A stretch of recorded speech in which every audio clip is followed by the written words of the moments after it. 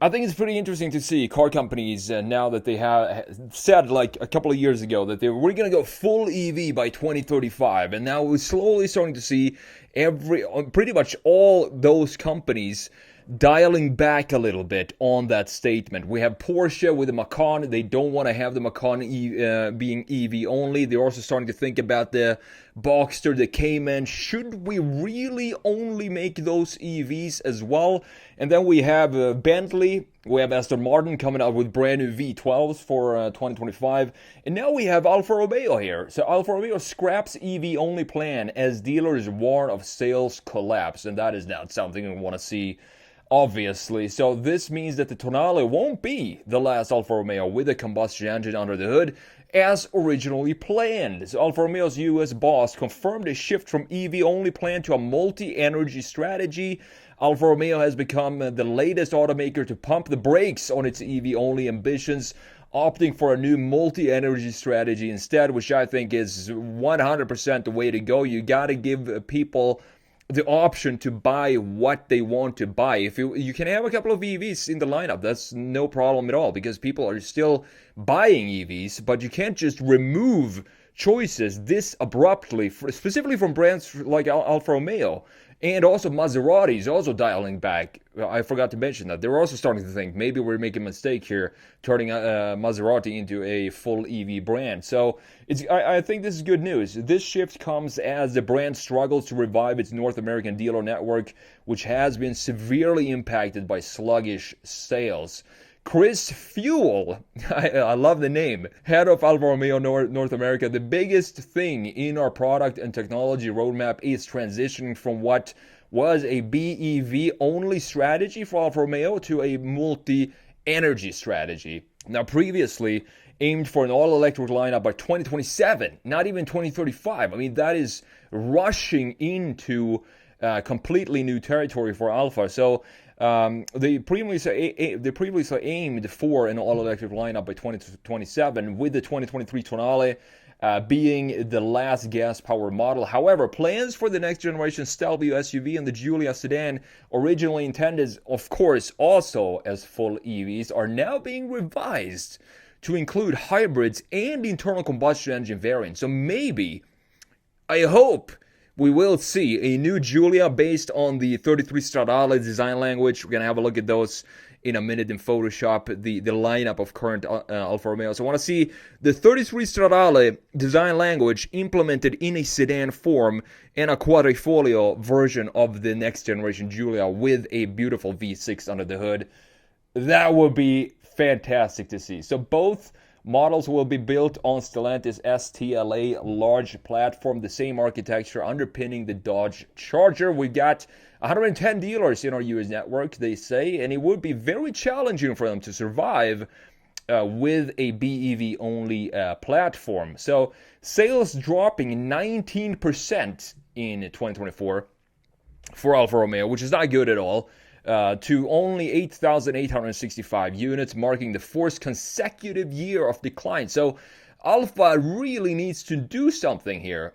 And in my opinion, if you've been dropping for 4 years and you make this change to turn the brand into full EV, I don't see that being a positive or any sort of boost in sales. So it kind of makes sense to go this route. So the situation was even worse in the fourth quarter of 2024, when the Italian brand saw a 38% drop compared to the same period in 2023. So it's not looking good for Alfa Romeo, and it's very sad because Alfa Romeo to me is one of these brands, specifically here in the States. In Europe, you have a bunch of Alfas everywhere, but here, it's one of these unique brands, similar to what Maserati is as well.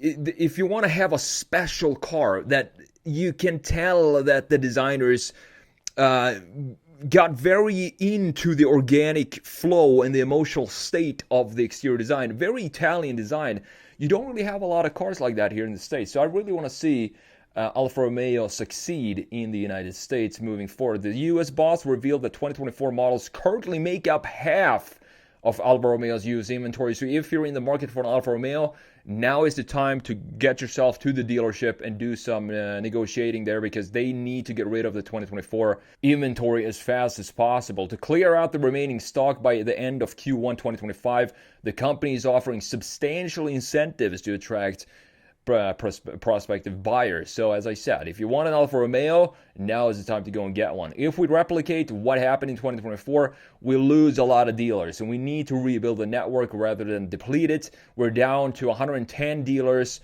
from where we were at 150. The top priority for rebuilding the dealer network is getting the sales back on track and improving some of the quality issues that we've had in the product. Sounds great to me. Whether Alfa Romeo should introduce the subcompact Junior to the US market, that is a question that remains to be answered. While Fuel sought dealer input, she declined to share the outcome of those discussions. Interestingly, Jeep is also contemplating whether to bring the Junior's Avenger cousin to North America as well. Now, the design of the Junior, I have it in Photoshop. It doesn't feel like an Alfa Romeo to me. It feels like a very lazy Alfa Romeo. As I said, it's based on the same platform as the Jeep Avenger, and it doesn't have the Italian styling that I'm looking for in an Alfa Romeo. So I would rather not see this be sold in the United States. But I mean, if it's going to boost their sales, it's a full electric car, the Junior. So if they have projections that this car is going to boost the sales of Alfa Romeo, then I would definitely want to see it here, even though the design definitely take a hit when it comes to the typical Alfa Romeo design language that I want to see. Just a quick heads up before we jump into Photoshop. If you're interested in learning design sketching with me, my 11-hour online class is now only $47, and you'll learn everything from what basics tools to use, ideation sketching, rendering, car design sketching, industrial design sketching, and much more. I'm also going to go over my 2 design portfolios page by page to show you what a portfolio looks like that got me into a master's in automotive design in Italy. Check it out at analogdesignerpropack.com, linked down below. Looking at the lineup of today here, some of the cars that we have from Alfa Romeo. We have the Giulia up top, and we have the Junior down here as well. So I'm going to show you why I think the Junior doesn't fit the overall design language of Alfa Romeo, because when you look at an Alfa, what we have is key graphic features. I mean, talking about a key graphic feature in the front end is going to be this triangular grille, of course, obviously, that we have in Alfa Romeos ever since the beginning of the brand. And we have these hawk-like eyeballs as well. Beautiful chamfer going in here into the grille. Look at the sculpture of the hood here. The hood lines looking stunning with these lines down here. And we have these big air vents on each side in the lower section of the grille, looking absolutely stunning. And there is nothing complex about this design. It's a very simple design. We have the 3 LEDs now for 2024. I do believe they facelifted the Giulia to create these internal pieces of the headlight to create a more identity at night when you look at this car. When you see the daytime run lights. You did the same update for the Tonale here. Actually, the Tonale came out like this, and I love the Tonale design. It's definitely one of the best looking SUVs out there, because this is a beautiful looking design, because we have this line up here. And as you know, I talked a lot about this line before, how we have a starting point where all the graphics happened underneath this line. And look at how the headlights are carved out. They're sort of carved out from the bodywork of the car itself. We still have the 3 LEDs in the daytime run lights. And of course, we cannot miss the key graphic, of course, for every Alfa Romeo, being this grille in the middle, and how these then connect to the grille piece. This, how you have the license plate here, is it just ruins the entire front end, having the license plates like they have right here. But if you see here, we don't really have any space, any other place we can have the license plate, because it's going to cover up the grille. It's going to cover up a lot of key features and functional features in the front end. So we kind of need to have it on the side like this, even though it looks absolutely horrible. And then we have these intakes on the side as well, which, if I remember correctly, I actually reviewed the Tonale in person about a year ago or so. I do believe these were functional on the side here. And look at this calm ocean on the hood, and how this little dip here in the hood creates a nice housing for the logo in the front end. This is a stunning design, and I love how they took the concept and turned it into the production version, because when I saw the concept, I thought this cannot be, they gotta make changes because this concept looked almost too good for an SUV.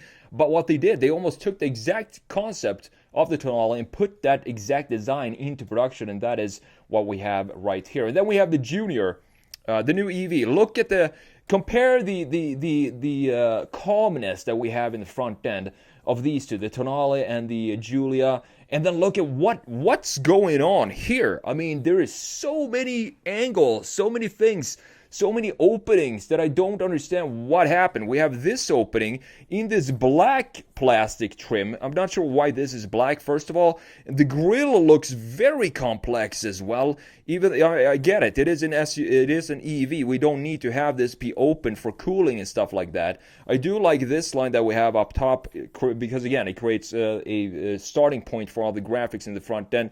Headlights look very complex as well. Even the internal pieces, we have 3 small little LEDs right here. We have 3 bars of LED up top, and then we have 1 single bar of LED down here. I don't know if you understand what I'm trying to say here, comparing this design to the ones that we looked at before. This just looks way too messy. There's way too many things going on here, but I do like the opening down here in the bottom that we have in the lower section, because this, I guess, creates a little bit of cooling for the battery. You can see that it's open in this area. You have the radar down here as well, and these look to be not functional. This is just covered up with a black piece of plastic.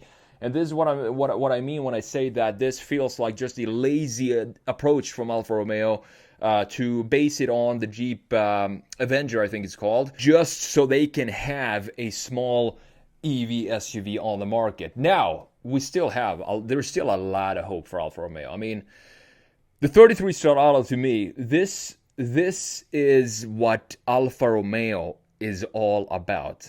This is one of these cars, very few of them, specifically new cars, that I would like to have on a turntable in my garage, and I would like to go out there with a cup of coffee in the morning and just sit there and just look at this design as it spins around, to analyze and appreciate all the small details and graphics in this design. This is one of the best looking new cars. I think this came out in 2024. And this is what I want to see Alfa Romeo move more towards, and have the same design language that we have here, but in a sedan version, in an SUV version. Every single company needs to have an SUV today, otherwise they're simply not going to survive. So I understand that. Looks like we have a nice opening here in the hood as well. The key graphics here, this looks like an old 60s design, 60s Le Mans race car. Look at the small details that we have going on here. Now, this is, of course, not an everyday car. This is a very special Alfa Romeo, which is extremely expensive, but the overall general vibe, the overall DNA, this is Alfa Romeo with all these smooth surfaces. Look at this beautiful intake here in the side. We have some more functional, more sharp design in the lower section with this front splitter here, for example, with the wings and the side skirt in the rocker panel down there. I love that they have the Quadrifoglio logo on the side. And this design of the A-pillar, look how beautiful this is, how it creates this canopy in the top part with this small little window. This is the only piece that opens up because we have this curvature, so this entire window cannot fit to go down in the door. This is an absolute masterpiece for me when it comes to design, the 33 Stradale. And this is one of these cars that I really hope I get to see in person at some point. So moving forward, it's going to be interesting to see what all these car brands are going to do. Are they going to keep pushing for complete EV transition by 2030 or 2035 or something like that? Or are they going to figure out that maybe we should give our customers a choice? If they want an EV, we can still have EVs for sale, but we don't want to remove the option of giving specifically people who are fans of sporty Italian styling, and also Porsche with the Cayman and the Boxster. We can't just take away that option. So keep those options intact, and I think it's going to be great for the bottom line of the company as well. Then they can take that money and reinvest in new EVs if they want to, and try to figure out how to make EVs more engaging than what they are today. I think that is one of the biggest problems when it comes to enthusiast EVs today. They all just feel the same to drive, and I think there is a lot of development that can be done there. We can take the money from these internal combustion engine hybrid sales and start to invest that into researching how we can make EVs more engaging and more sporty to drive.